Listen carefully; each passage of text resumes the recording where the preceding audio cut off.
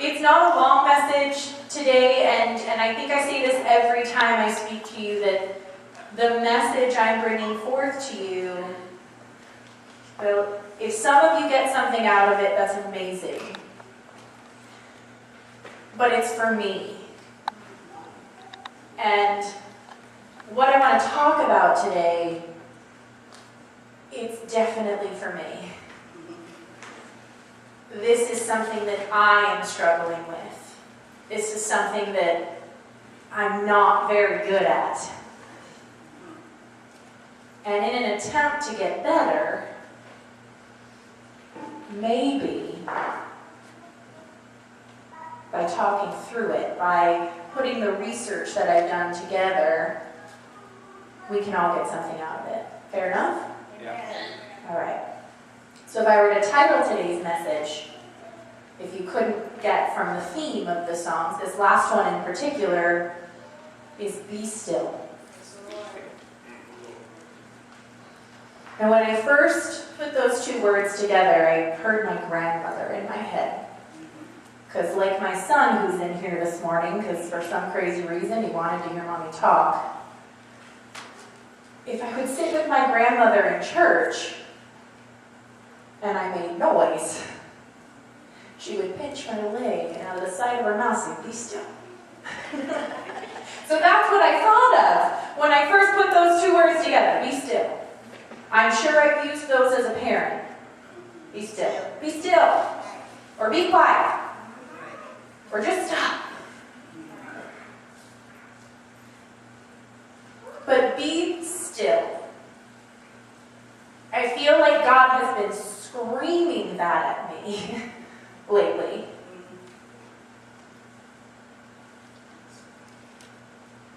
Because I'm not different than any one of you in this room. I face difficulties. I face hard decisions. I face trials. I face temptation. I face everything that you face. It may be in a different capacity. It might be the same. But how in the difficult moments of our life, and it feels like the ship we're on, this ship of life is being tossed in the storm, how exactly can I be still? I don't know if you've ever been on a boat that's facing some turbulence or in any type of vehicle that's being tossed by wind or by turbulence, but it's really hard to stay still. You end up moving whichever way the wind blows. So I want to look at how exactly can we be still when the storm rages around us, so to speak.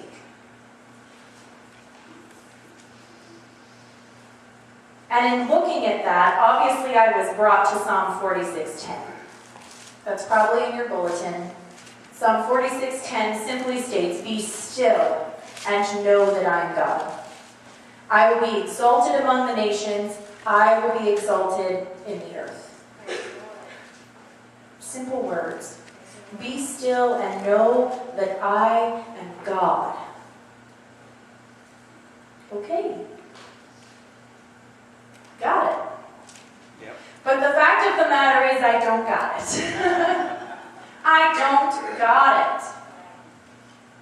Because when stuff gets hard and when things happen and you think that they're happening the way that you want them to, and all of a sudden you're thrown off course.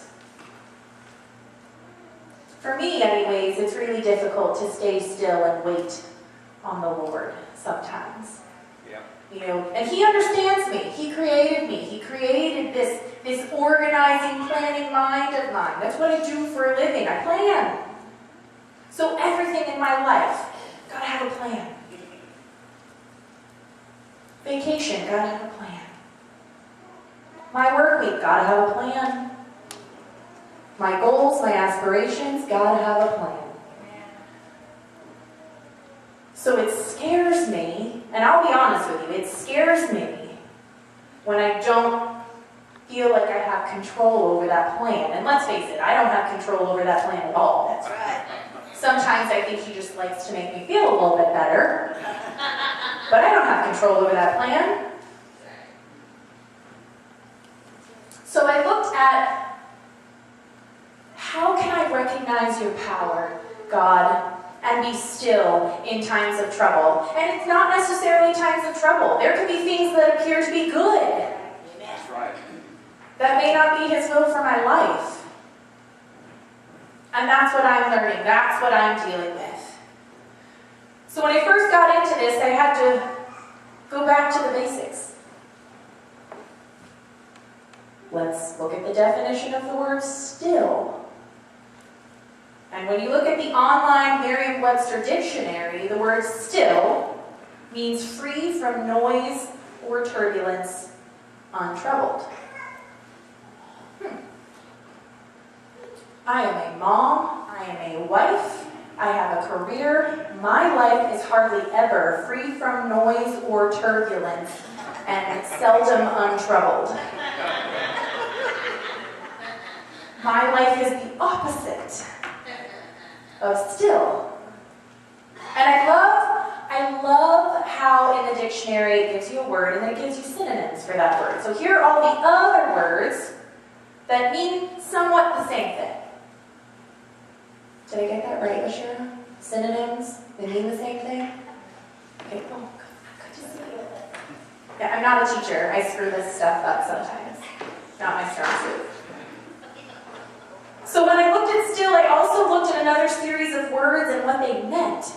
And not just what they meant, but how they could be applied to my obedience, to my stillness with God. And what am I doing wrong? So the simplest part about still is that when we're free from outside noise or turbulence, we're able to hear the still small voice of the Holy Spirit. I fail miserably daily with that. Am I the only one? Can I get a witness? Okay, good. I'm not the only one. I feel a little bit better. It's rare that I'm free from outside noise, and even not outside noise. I got a lot of noise going on up here. Because when one day gets ready to end, I'm already thinking about the next day and everything that I have to do and everyone I have to take care of and all the things that need to be accomplished. It's rare that this is ever still. I think some of the noise that we experience blocks our ability to see God's presence. We're too busy. Amen. Ooh, my husband probably wishes he could be here right now to hear me say that. I'm too busy. Yeah. And I justify it. But I'm busy doing your work, God. I'm working with your youth. I'm volunteering at my church. I'm talking to my pastors. I'm helping others. Those aren't bad things. But it creates noise that distracts me from that still small voice of the Holy Spirit. Yeah. So I mentioned my grandmother earlier about, be still. Stop moving, stop talking. I feel like sometimes that's God's little nudge for me. When things get too loud, when things get too busy, when I feel overwhelmed, those are the moments when He's saying, be still, be still. Just stop. And our human nature, and especially, I can only speak as a woman because that's what I am, who I am, that is hard business to just be still. Let someone else figure it out. In my life, not going to happen. Right. I'm not alone. Thank you. I get so distracted by my own life and what's going around me, I don't hear that still small voice. And if I can't hear that still small voice, how in the world am I going to know which direction God wants me to go in? Amen. So I looked at those synonyms, those words that go along with the word still, and I came across the word calm. You've seen all those slogans like keep calm and volunteer, or keep calm and Let Jesus take the wheel. Keep calm. The word calm, what does that mean? Calm means a period or condition of freedom from storms. A state of tranquility. Sounds really nice, doesn't it?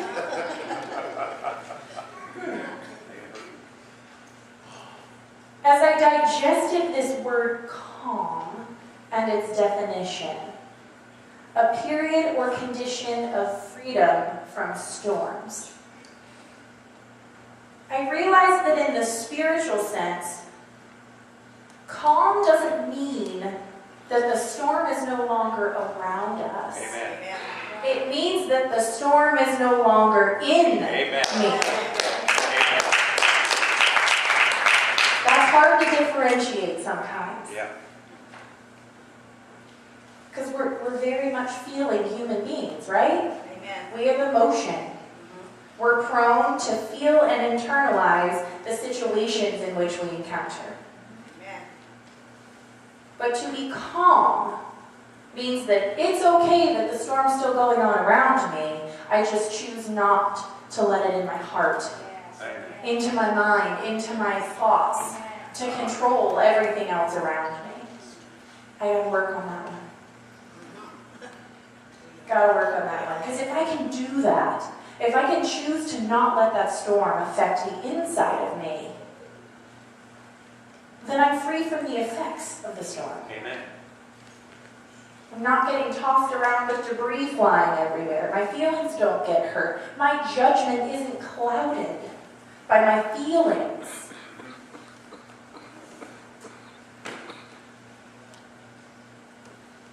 So there are a few other words that came up when I looked up the word still, and the others, one of them was hushed. Hushed. I'm sure I've said that word as a parent too. Hush. Just hush. Parents, have you ever been on the phone or in a conversation with another adult? It happened to me this morning, talking in the fellowship hall. And your kids are nowhere to be seen or heard from. They don't need you. They are fine. And the second that you need to be attentive to another human being, whether on the phone or in person, all of a sudden they need your attention right now. Yeah. Mom, Mom, Mom, Mom. Hush.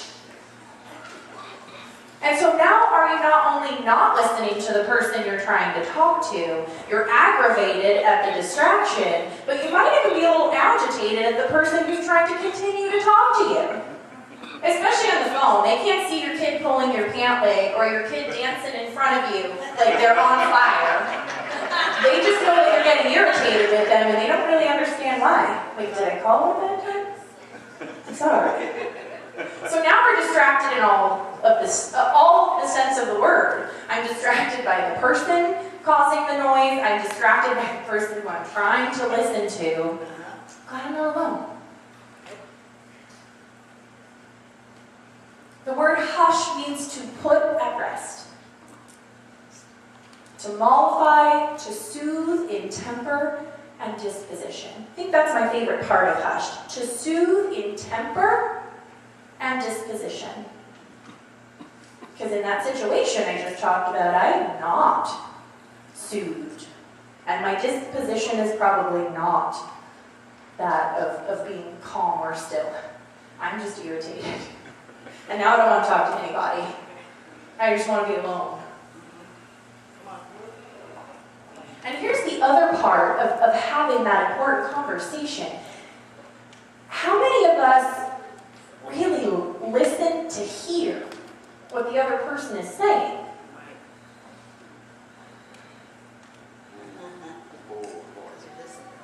Let me expound upon that. How many of us listen to actually hear?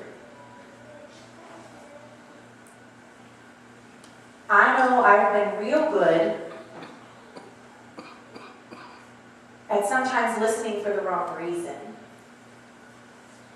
Whether it's with family or a client, maybe even some of you, and for that I'm sorry. Some of us listen to respond. so excited about the next thing I get to say. I don't hear a word you're saying to me right now. You're nodding. I'm waiting for you to pause and take a breath so that, look. My turn. My turn. It's like that kid. Wow, oh, I got tested right now. What is it? I don't remember. We get so caught up in listening so that we can respond. Or we get so busy in our own head contemplating what our response will be, we don't truly hear what someone is saying to us. How many times do we do that with God? Whoa. I'm praying to you. I'm listening. But let me tell you how this should go. Let me tell you how to do your job. Let me tell you what would be really great for my life, for my family, for my finances, for my career. Because I got it all planned out. And you made me really smart, so it's a really good plan. So if you could just do that, it'd be awesome. And then I stop there. I don't listen to hear what he wants to say to me. And he has a really good job of getting my attention in ways that I don't like all the time. But it's because I don't listen for the right reason. We need to listen to hear. Listen to hear. Not to respond, not to advance our position. We need to listen to hear. If you've ever stopped to listen, to really hear, and I do that with these kids in these first front rows all of the time, you can learn a lot about a person if you just listen and really hear them. You can hear their joy. You can hear their struggle. You can hear their pain, their frustration, their happiness. You can hear a lot of things. But if you're not paying attention and you're not listening to hear what is really being said to you, you're going to miss the mark. And you're going to set yourself way off course, even farther than you might already be. Again, talking to myself, not to you.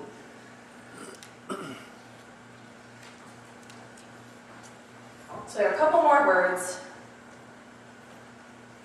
that associate themselves with still. One of them being peaceful.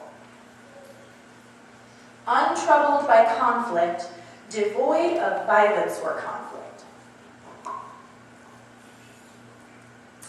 Peaceful. I don't know about you, but sometimes when I'm experiencing something difficult, my anger and frustration are a distraction from what I actually need to be doing to get through the situation. And sometimes we allow that to push us into using force with either someone else or, God forbid, the Lord. Have you ever cried out in anger? God, why? Why me? Why that situation? Why did you let that happen to me? Why didn't you let that happen to me? When we're not at peace with ourselves and in our spirit and in our circumstance, it stirs up this untroubled or this troubled feeling, this unsettling feeling in our spirit, which makes it really hard to maybe see the truth.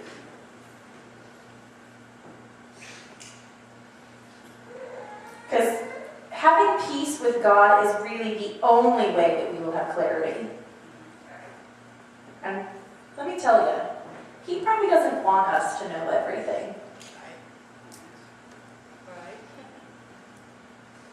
It's a hard one for me to digest too. He may not want us to know everything.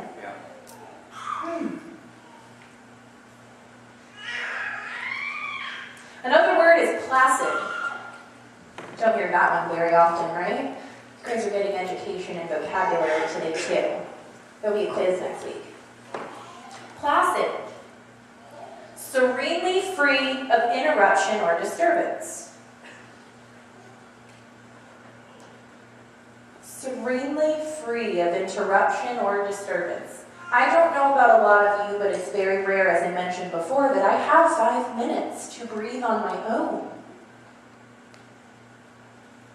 Without any disruption, without any distraction, and that's because I'm too busy. I'm finding that I can learn to be still as I pray. I can learn to be still as I read Scripture.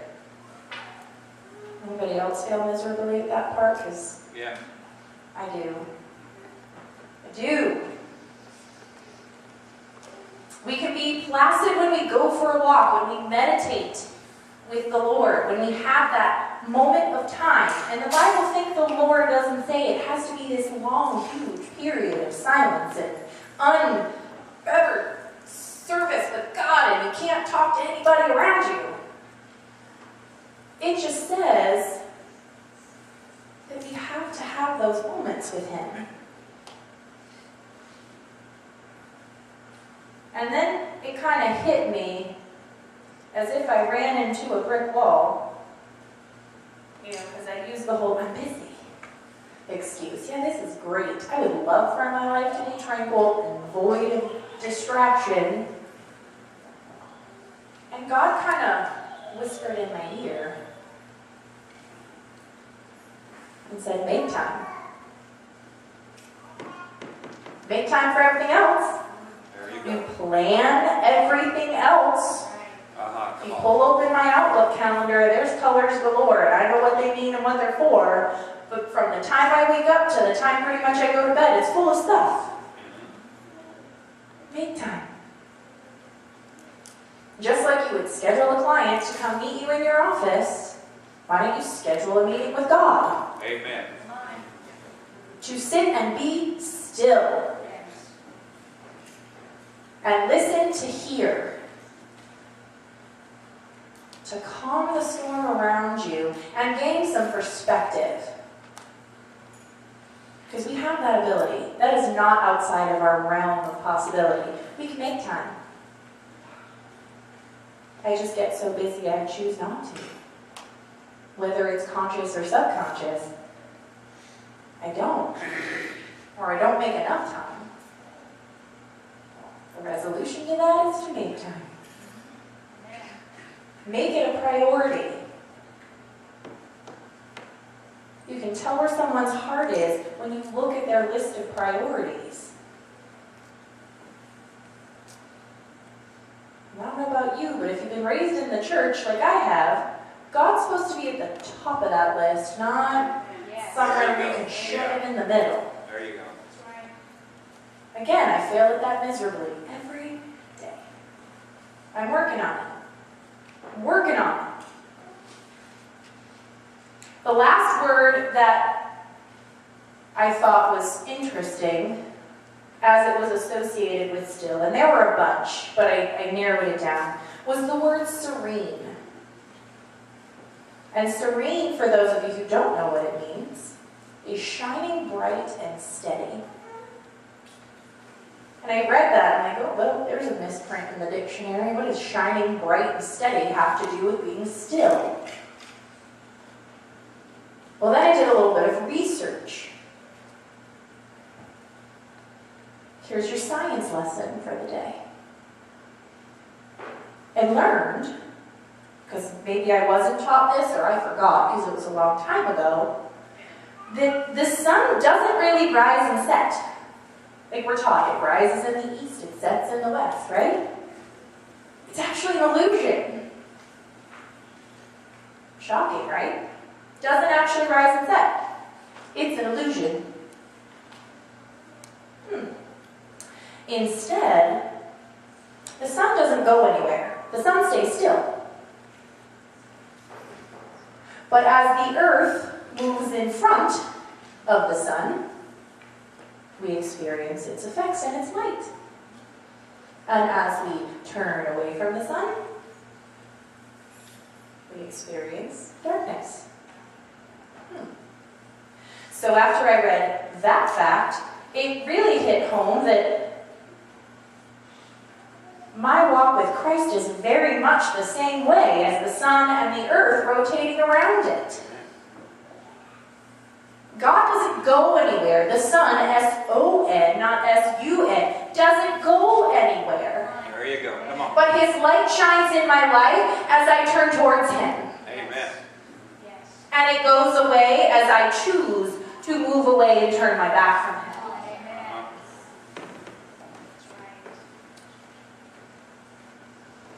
I don't know about you, but I want him shining bright and steady in my life. I just do. And the good news is I get to choose when that light shines in my life. I'm still in awe over the whole sun rising and setting, and it doesn't do that. Baffles me. Choose to face the light, because when you choose to face the light, it's that whole storm raging around you, not raging within you scenario that I talked about earlier. And again, I fail at all this stuff every day. Not up here saying I've perfected this piece of my Christianity. Listen to me. I'm saying I'm horrible at these things. And I stumble upon them every day, and just like you, I need grace. Amen. So I said earlier that God may not want me to know everything. That would be dangerous, I think. He doesn't want us to know everything.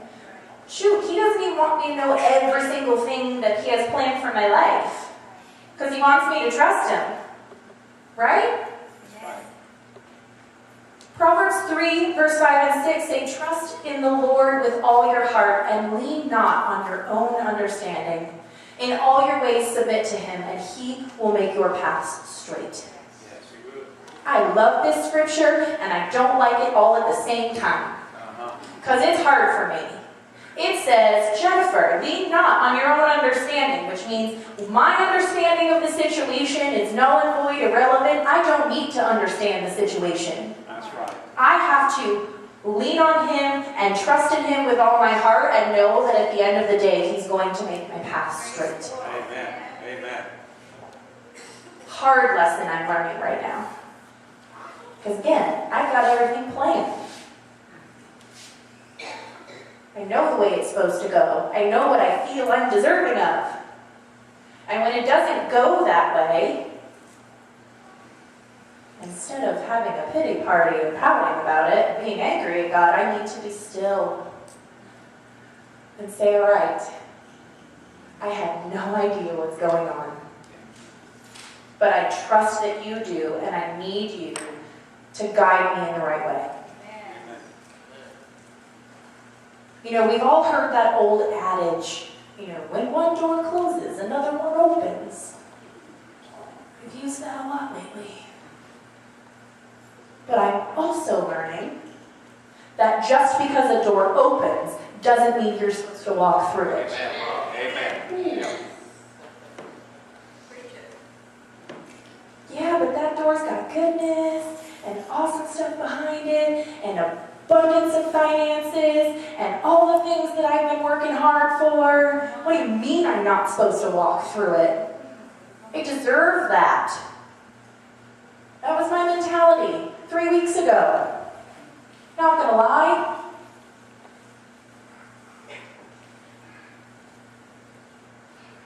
But I sought wisdom, and I sought prayer, and I sought the counsel of those who I respect when handling decisions that I have to make or things I'm facing.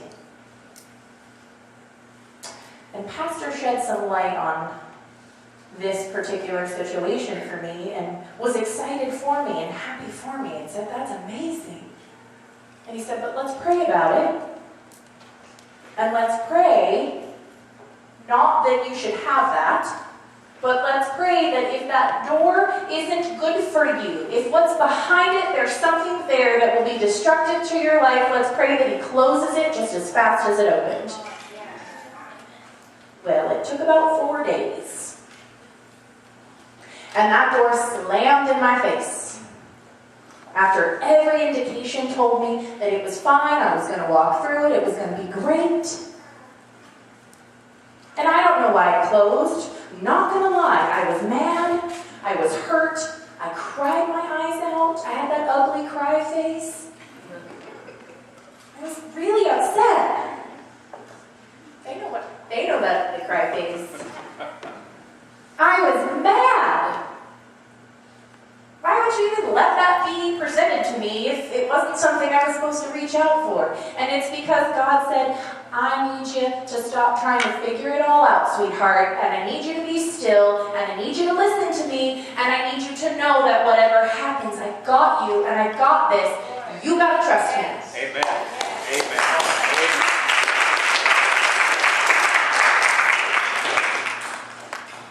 And I started to listen to hear what he actually wanted me to hear. Not tell him what he needed to say to me, but to listen to what he actually wanted me to hear.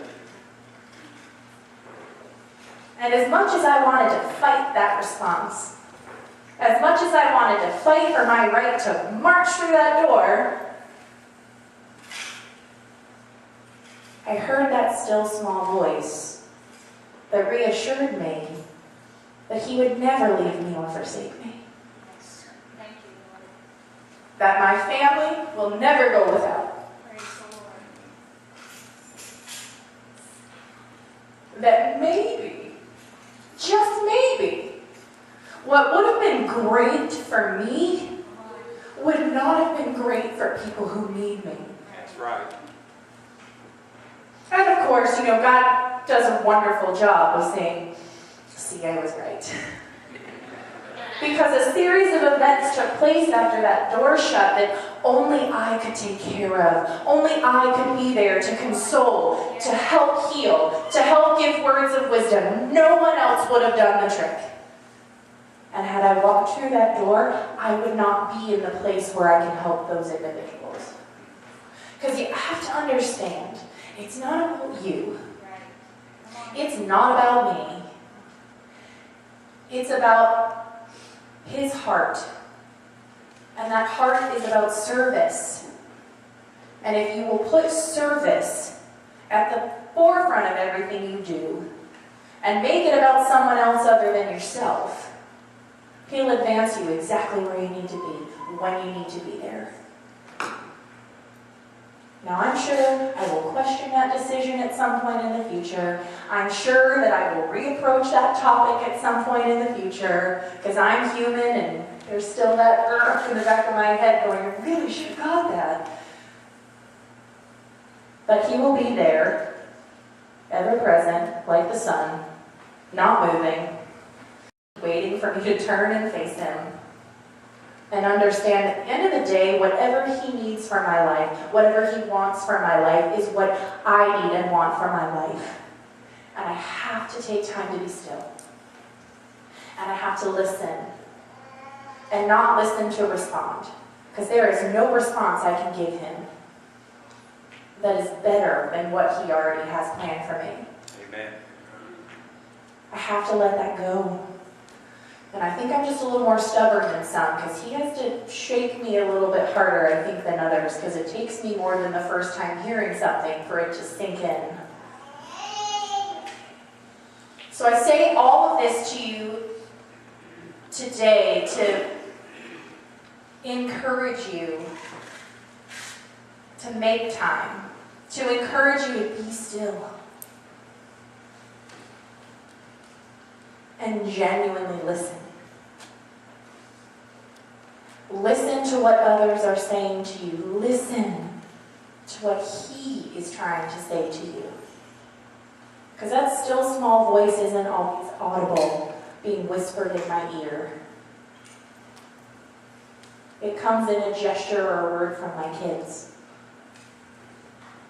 It comes from a random stranger or someone in the congregation or someone I've never met or seen who has no clue about my life and my circumstance, who passes on a word of wisdom or the piece of that puzzle that's missing. And if I'm not attuned to receive it, the message is gone. And I don't know when he's going to remind me again.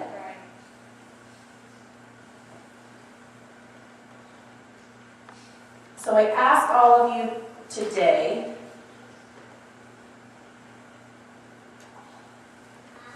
to work just a little bit harder, as I'm promising myself, as I'm promising him,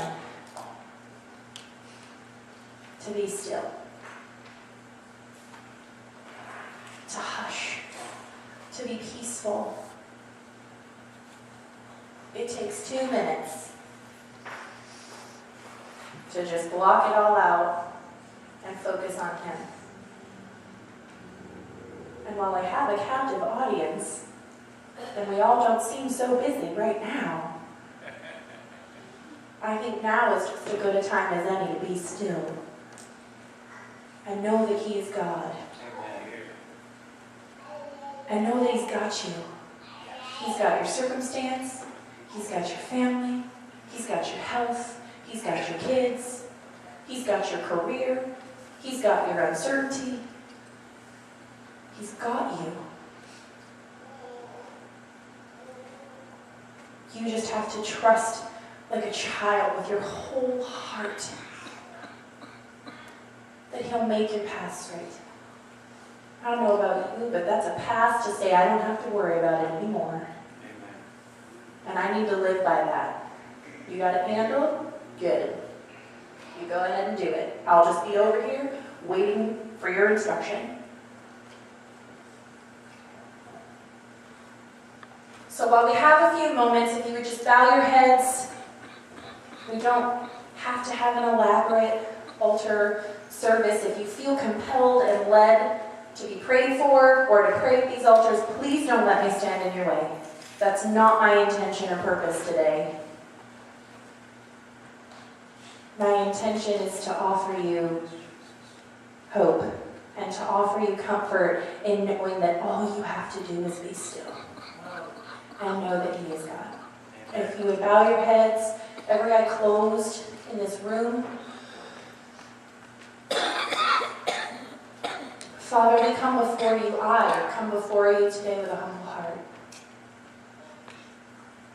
I thank you for every person who you designed to be sitting in these pews today. And I pray that something out of this message touches someone's heart. And if nothing less, God, that your words will remain to ring true in my own heart, to change my patterns, to change my thought process, God. Father, let us lean not on our own understanding. You've made us bright, intelligent human beings, but sometimes we need to just put that on the shelf and let you do your job. Father, I pray that whatever it is that we've brought into this place with us today, whether it's anger or fear or hurt or uncertainty or poor health or poor finances or struggle or contentment, whatever it is that we are facing right now in our lives, God, I pray that we just lay them at your feet. And that in the next few moments we listen and we are still to hear your voice. Father, I pray that as there is silence in this room, that you will speak to the hearts of your people. Father, show us your way. Show us your mercy. Show us your goodness. Father, let our light be one that shines for others. Give us a heart of servantship, of service, Father, so that it's no longer about us, but that it's always about you. Speak to us now, God, as we listen to hear your voice. And be with us as we leave, as we go. Give us the encouragement we need, Father. I thank you for all these things, and I thank you for that voice that you're instilling in someone today, for the answers they're seeking. Because we all know that you're the answer for every problem. You are the solution. And I thank you for all that you do for us, Father. Amen.